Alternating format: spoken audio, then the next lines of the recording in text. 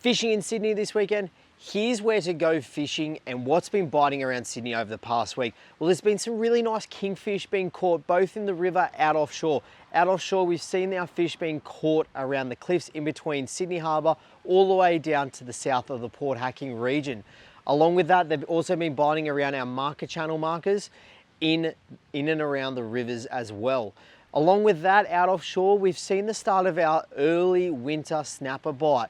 Some nice fish being caught, particularly around that 50 to 60 centimetre mark in shallow on soft plastic, some great fish. Along with that, back to our rivers, we have some really nice flatheads still being caught as well on soft plastics, on those run out tides, and that's what we'll be targeting this weekend.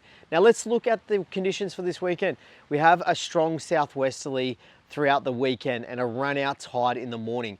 That's the thing that we're going to be targeting. We're targeting the run out tide in the morning, protecting ourselves from the southwest wind. Now, if we're going to head out offshore, Saturday morning, early snapper bite could be a really good one to target. We've had a lot of wind and a lot of big swells over the past week, and those shallow reefs could produce some really nice kings as well, along with our snapper.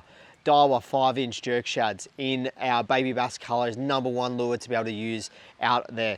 Places like Mary's Reef, the heads of Botany Bay and Long Reef out off Sydney Harbour, target your snapper and kingfish there. Now back to our river system. Our flathead on this run out tide in the morning is going to be absolutely perfect. Now, what you need to do, you need to find a shallow sand flat that drops off into a deep edge, and you're fishing that edge throughout the back end of that run out tide in the morning.